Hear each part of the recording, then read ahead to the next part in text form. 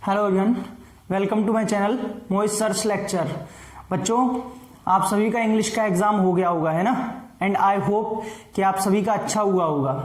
बेटा, अब हम बात करेंगे आपके मैथ्स एग्जाम की स्ट्रेटेजी की, जो कि आपका 5 मई को है मैथ्स का एग्जाम। तो बच्चों, ये 7 से 8 दिन जो आपके पास हैं, उसमें आपको कैसे तैयारी करनी है, कैसे क्या आपकी स्ट्रेटेजी होनी चाहिए, आज हम उसके ऊपर डिस्कस करेंगे। आपके लिए काफी इंफॉर्मेशन है, काफी कुछ सारी चीजें हैं जो मुझे आपको करानी भी हैं और बतानी भी हैं। तो पूरी वीडियो को लास्ट तक देखिएगा, सब कुछ अच्छा लगेगा आपको। देखिए बच्चों, आपके पास में 27 का आपका इंग्लिश का एग्जाम हो चुका है, ठीक है? आपके पास में करीब करीब जैसे ही आप एग्जाम देके आएंगे, आधा दिन तो करीब बचा हुआ है 27 का। तो बेटा, आप 27 और 28 यानी कि 27 का आधा दिन और 28 कल पूरा, ये 2 दिन ले लीजिए, जिसमें आप अपनी एनसीईआरटी फॉर्मूले प्लस कॉन्सेप्ट, ये 3 चीज आपकी इन 1.5 दिन में, 1.5 डे जो आपके पास बच रहा है, उसमें पूरी की पूरी कंप्लीट हो जानी चाहिए। मतलब आज का आधा दिन और कल का पूरा दिन में आपके एनसीईआरटी का एक एक क्वेश्चन विद एग्जांपल्स पूरा का पूरा क्लियर होना चाहिए। सारे आपके क्वेश्चंस सॉल्व हो जाने चाहिए, जिसमें आपके कॉन्सेप्ट कोई भी, जैसे सपोज आपका कोई कॉन्सेप्ट है, मैं एक एग्जांपल ले लेता हूं। जैसे मान लीजिए आप मेंस्ट्रुएशन की बात करें, तो मेंस्ट्रुएशन में एक कॉन्सेप्ट है कि जब वाटर फ्लो होता है तो कितना टाइम लेता है, क्या स्पीड रहती है, या फिर आप मान लीजिए उस पर आ जाइए अपना हाइट एंड डिस्टेंस पे, उसमें प्लेन का, जेट प्लेन का जो कॉन्सेप्ट रहता है स्पीड वाला, मैं ये कॉन्सेप्ट मैं इसलिए ले रहा हूं क्योंकि सबसे ज्यादा बच्चों को इन्हीं टॉपिक्स में दिक्कत रहती है कि नहीं रहती है, जो कि मैं कराने वाला हूं, ठीक है? तो कॉन्सेप्ट से मेरा मतलब है जिन जिन कॉन्सेप्ट में पर्टिकुलर टाइप के क्वेश्चंस में आपको प्रॉब्लम आती है या वीक है, उन कॉन्सेप्ट को आपको क्लियर करना है।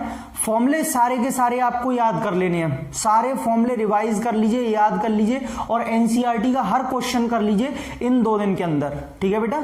यहां तक सब कुछ क्लियर, यानी कि आपका एक तरीके से पूरा सिलेबस क्लियर हो गया कि हाँ, हमें सब कुछ आता है, कॉन्सेप्ट क्लियर है, फॉर्मूले आते हैं। अब बच्चों, आप 29, 30 और 1 यानी कि 29 अप्रैल, 30 अप्रैल और 1 मई को क्या करेंगे बेटा? इन 3 दिन में आप अपनी आरएस अग्रवाल करिए या आरडी शर्मा करिए, जो भी आप रिफ्रेशर लगाते हैं। लेकिन अगर आप मेरे से पूछेंगे या मैं आपको अपना पर्सनली सजेस्ट करूंगा, तो आरएस अग्रवाल के लिए करूंगा, क्योंकि आपके पास टाइम कम है और जो है यहाँ पे आपको करना बहुत सारा मैटर है। तो बेटा, आरएस अग्रवाल आपकी इजीली हो जाएगी 3 दिन में, और आरडी शर्मा में थोड़ा टाइम लगेगा या फिर आपको जो है ज्यादा टाइम देना पड़ेगा। वो आप अपने अकॉर्डिंग देखिए, अपने हिसाब से देखिए जो भी आपने किया है। लेकिन अब इसमें बच्चे पूछेंगे कि सर कैसे करें, आरएस अग्रवाल करें आरडी, तो 3 दिन में हम कैसे निपटाएं, उसका भी तो कोई तरीका होगा। यस, देखो बच्चों, सबसे पहले क्या है, सपोज आप आरएस अग्रवाल कर रहे हैं, मान लीजिए मैं एक किताब पकड़ लेता हूं आरएस अग्रवाल, आप इसे कर रहे हैं। तो बेटा, आप सबसे पहले, आपके पास 7 चैप्टर्स हैं, 7 चैप्टर आ रहे हैं, आपके पास 3 दिन है। तो करीब करीब आप क्या कर सकते हैं इसमें कि जैसे 29 तारीख को, 29 को आप पकड़ लीजिए यहां से कोई 2 चैप्टर, जैसे आपने क्वाड्रेटिक पकड़ लिया और एपी पकड़ लिया। आप इन 2 चैप्टर्स को बिल्कुल क्लियर कर लीजिए आरएस अग्रवाल से पूरे 29 तारीख को, क्वाड्रेटिक इक्वेशन और एपी।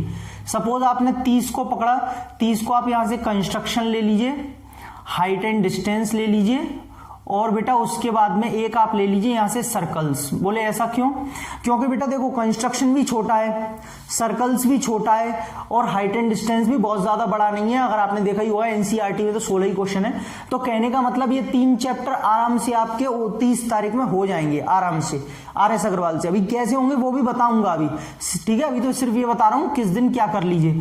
और 1 तारीख को आप कर लीजिए मेंस्ट्रुएशन और बेटा स्टैटिस्टिक्स, ठीक है? आ गए आपके सारे चैप्टर। तो 1 तारीख को आप मेंस्ट्रुएशन और स्टैटिस्टिक्स पकड़ लीजिए आरएस अग्रवाल से। अब करना कैसे है, सारे क्वेश्चन करेंगे तो बहुत टाइम लगेगा, हमारा तो पूरा ही नहीं हो पाएगा।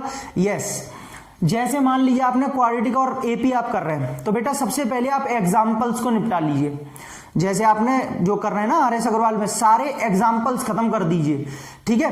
अब सारे एग्जाम्पल अगर आपके खत्म हो जाए, सिर्फ एग्जाम्पल करने हैं, आप क्वेश्चंस जो हैं, एक्सरसाइज जो है, उसे टच भी मत करिए, कुछ मत करिए। आपने पूरे दिन में क्वाड्रेटिक इक्वेशन और एपी पूरी कर ली, सारे एग्जाम्पल कर लिए।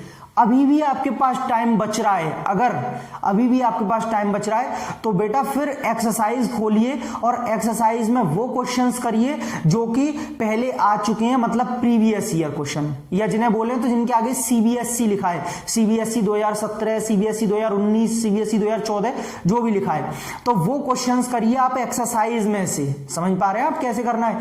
तब जाके बच्चों आप अपनी आरएस अग्रवाल से सारे क्वेश्चंस को कवर कर पाएंगे। अगर आप सोचेंगे मैं एक्सरसाइज भी कर लूं एग्जाम्पल, तो इतना शायद नहीं हो पाए, शायद। और अगर कोई बच्चा कर सकता है तो ये तो बहुत ही अच्छी बात है। मैं शायद इसीलिए लगा रहा हूं क्योंकि देखिए बेटा, ये जो डिपेंड करता है ना, हर बच्चे के ऊपर डिपेंड करता है, ये वेरी करता है, क्योंकि हर बच्चे का अपना कैलिबर है। हो सकता है कोई बच्चा किसी एक्सरसाइज को 2 घंटे में निपटा रहा है और कोई बच्चा उसी एक्सरसाइज को 1 घंटे में या 1.25 घंटे में निपटा देता है, कर देता है। तो ये आपके अपने कैलिबर, आपकी अपनी स्पीड के ऊपर डिपेंड करता है। तो मैं इसमें ये नहीं कहूंगा कि पूरा आपको करना है, हाँ, लेकिन मिनिमम कितना करना है ये बता दूंगा मैं आपको। तो आपने इस रिफ्रेशर से कम एग्जाम्पल तो पूरे खत्म कर दो दोनों चैप्टर्स के, फिर आपके पास टाइम बच रहा है तो एक्सरसाइज के प्रीवियस ईयर क्वेश्चन कर लो, मतलब जिनके आगे सीबीएसई डला है। इनफ है, सफिशिएंट है, इतना भी अगर आप करते हैं, ठीक है। तो ऐसे करके चाहे आप आरएस से करो चाहे आरडी से करो, लेकिन सेम कॉन्सेप्ट रखो।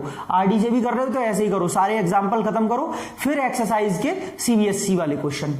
बेटा आप यहां पे 1 तारीख तक बिल्कुल आपने कर लिया, मतलब आप 1 तारीख तक आपने पूरी एनसीईआरटी कॉन्सेप्ट, फॉर्मूले, सारा आरएस से सारे एग्जाम्पल, आपके पास काफी कंटेंट हो गया, बहुत कुछ कर लिया और आप में कॉन्फिडेंस भी बिल्टअप होगा। आप ये देखिएगा, कॉन्फिडेंस भी आ जाएगा, मुझे काफी कुछ आता है।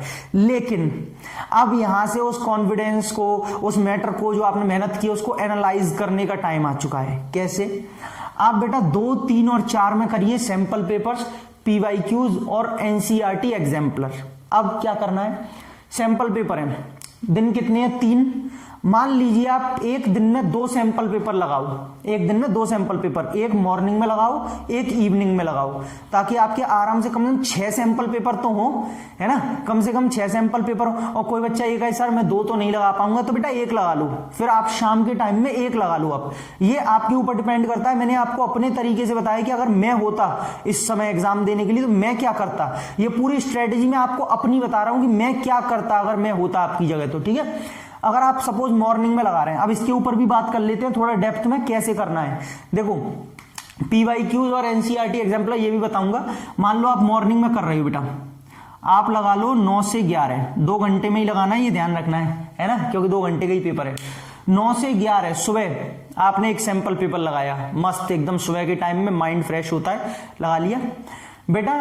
उसके बाद में 11 से 12 में आप 1 घंटे का अपना फ्री टाइम ले लीजिए, मतलब रेस्ट कीजिए, चाहे आप लंच करिए, चाहे आप ब्रेकफास्ट करिए, जो भी आपको जो करना है, 1 घंटे थोड़ा रिलैक्स। उसके बाद में बेटा 12 बजे आप आ जाइए मेरे लाइव सेशन में। अच्छा मैं आपको एक बात और बता दूं कि मेरे डेली लाइव सेशन कल से चालू होंगे 28 से, जिसमें मैं हर चैप्टर का आपको 1 शॉट रिवीजन दूंगा, मतलब पूरे के पूरे इंपॉर्टेंट क्वेश्चंस रहेंगे जिनके एग्जाम में आने के बहुत ज्यादा चांसेस हैं, या फिर उन क्वेश्चंस को करने के बाद आपको कोई भी प्रॉब्लम नहीं होगी एग्जाम में किसी भी क्वेश्चन को करने में। तो बेटा डेली ये 12 बजे आपका सेशन स्टार्ट हुआ करेगा। कल मेरा पहला 28 तारीख को जो सेशन है वो स्टैटिस्टिक्स रखा है, पूरा स्टैटिस्टिक्स खत्म करूंगा मैं आपका 12 बजे से। अच्छा चलेगा कब तक ये नहीं पता, 2 बज जाए, 2:30 बज जाए, 3 बज जाए, पूरा चैप्टर अपने को खत्म करना है, चाहे 2 घंटे लगे, 1.5 घंटा या 3 घंटे लगे, ठीक है।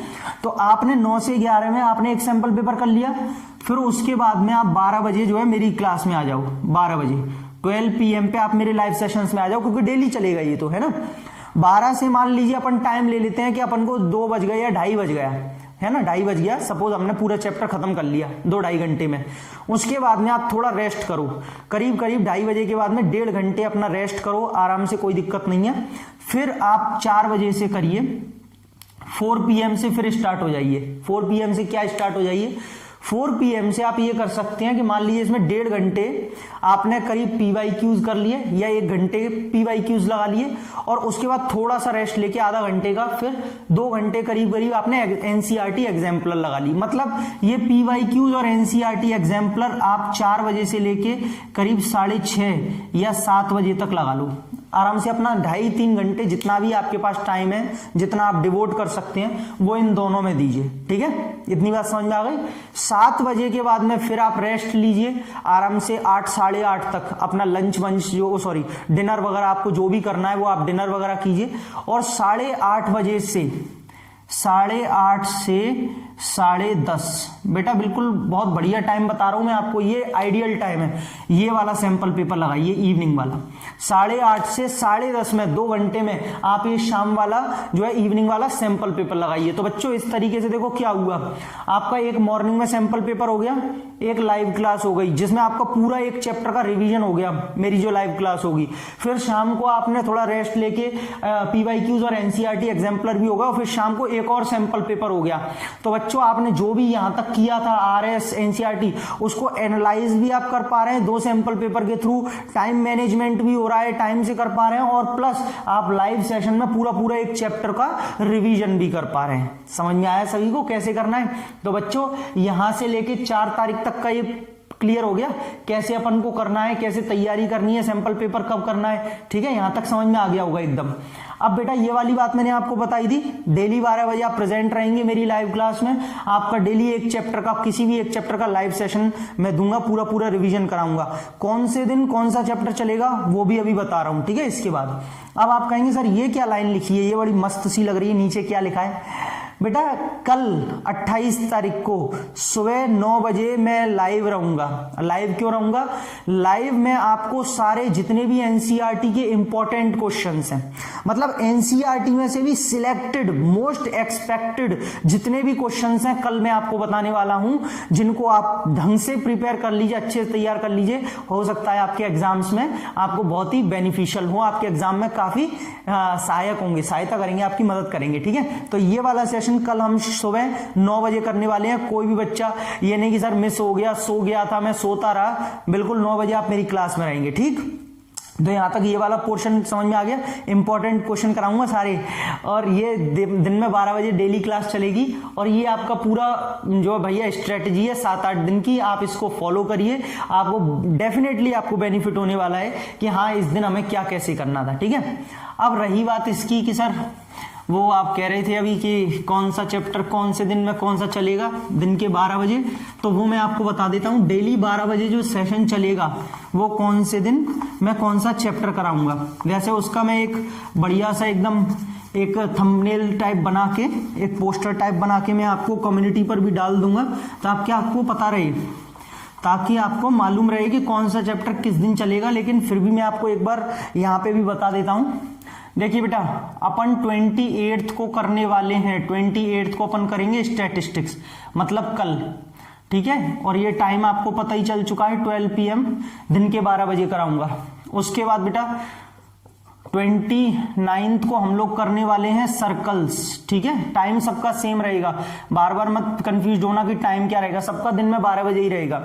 30 तारीख को हम बच्चों करने वाले हैं मेंसुरेशन। बिल्कुल मैंने आपके लिए सबसे पहले बिल्कुल मोस्ट जो आपको सबसे ज्यादा प्रॉब्लम होती है जिन टॉपिक्स में, वो टॉपिक्स उठाए हैं यहाँ पे। एक को बेटा हम यहाँ पे करने वाले हैं AP, सॉरी 5 मई लग जाएगा ना, 1 मई को हम करने वाले हैं AP। बच्चों 2 मई को हम यहाँ पे करने वाले हैं क्वाड्रेटिक इक्वेशन। क्या करने वाले हैं? Quadratic equation. ठीक है बेटा, 3 मई को हम यहाँ पे आपका करने वाले हैं क्या? Heights and distances, Heights and distances.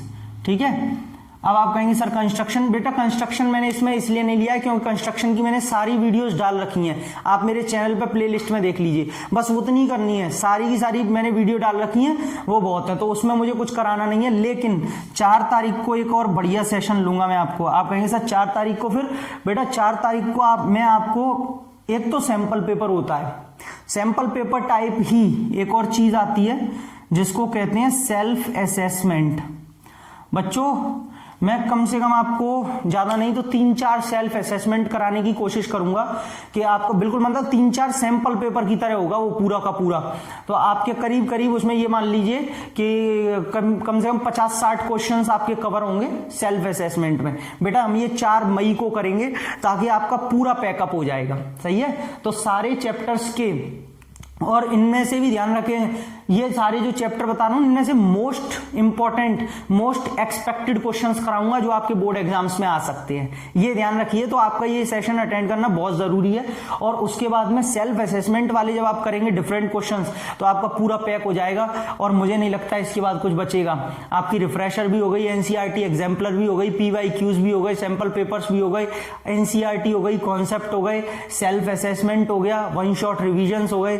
तो बेटा इसके बाद कुछ भी नहीं बचने वाला है आपका और आप एकदम फोड़ देंगे, पेपर को फोड़ देंगे, एकदम बढ़िया तरीके से हो जाएगा। बस आप मैंने जो स्ट्रेटेजी बताई है उस पर ही काम करना और आपको जो 2 सैंपल पेपर जैसे बताएं वैसे करिए, बहुत बेनिफिशियल होने वाला। और मेरा डेली 12 बजे जो लाइव सेशन रहेगा वो जरूर अटेंड करिएगा, आपको डेफिनेटली बहुत फायदा होगा। क्योंकि मैं बिल्कुल पैटर्न कौन सा आना है या चुन चुन के जो सिलेक्टेड क्वेश्चन के पैटर्न है, कौन सा पैटर्न आ सकता है वो लेके आऊंगा, जिससे आपको काफी बेनिफिट होगा। और दूसरी चीज, कल सुबह 9 बजे मैं लाइव रहूंगा जिसमें मैं एनसीईआरटी के इंपॉर्टेंट क्वेश्चंस बताऊंगा। आप एनसीईआरटी लेके बैठिएगा और एक पेंसिल लेके बैठिएगा मार्क करने के लिए। तो एनसीईआरटी में अपना मार्क करते जाइएगा, मैं लाइव आपको बताता जाऊंगा कौन सा क्वेश्चन आपको इंपॉर्टेंट है और ये आपको करना है, ठीक है, एनसीईआरटी में से भी।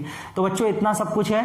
तो आज की वीडियो में इतना ही, ये आप लोगों के लिए स्ट्रेटेजी है। और बेटा टिप्स की अगर बात करें तो मैं फिलहाल में ये कहूंगा अपने दिमाग को ठंडा रखना, ठीक है, ज्यादा हेडेक लेने की जरूरत नहीं है। अपना मेहनत करना है, हमको अपना 100% देना है, लेकिन टेंशन नहीं लेनी है, जो होगा फिर देखा जाएगा। आप सिर्फ अपनी मेहनत पे ध्यान दो कि हमें तो अपना काम करना है, बाकी जो होगा देखा जाएगा, कैसे आएगा, क्या आएगा, कितना होगा, कुछ नहीं, हेडेक नहीं लेना। टाइम से अपना सोइए, 11 बजे तक अपना मतलब लास्ट सो जाइए, 11 बजे से आपको लेट नहीं, और अपना प्रॉपर नींद लीजिए। सुबह भी अपना 6-7 बजे तक जब भी आपका है, 7 घंटे की जो नींद भी मेरे हिसाब से बहुत है, 7 आवर्स की आप नींद लीजिए और मेहनत भी करिए। खूब पानी पीजिए, गर्मी पड़ रही है, अपने आप को ठंडा रखिए, बढ़िया खाइए। और कोई भी बच्चा किसी भी तरीके के फास्ट फूड से भी थोड़ा बचिए, क्योंकि इस टाइम में क्या है कि आप अपने आप को हेल्दी फूड खिलाइए, हेल्दी चीजें खाइए, ताकि आपकी बॉडी भी सही रहे, माइंड भी काम करे और आपको नींद कम आए। पानी भी पीते रहिए। ये कुछ टिप्स हैं जो आप एग्जाम के जो दौरान होते हैं, ये सारी चीजें आपको करनी चाहिए, ठीक है बच्चों।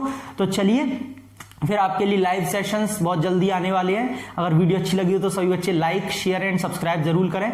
मिलते हैं अगली वीडियो और अगले लाइव सेशंस में। Thank you so much.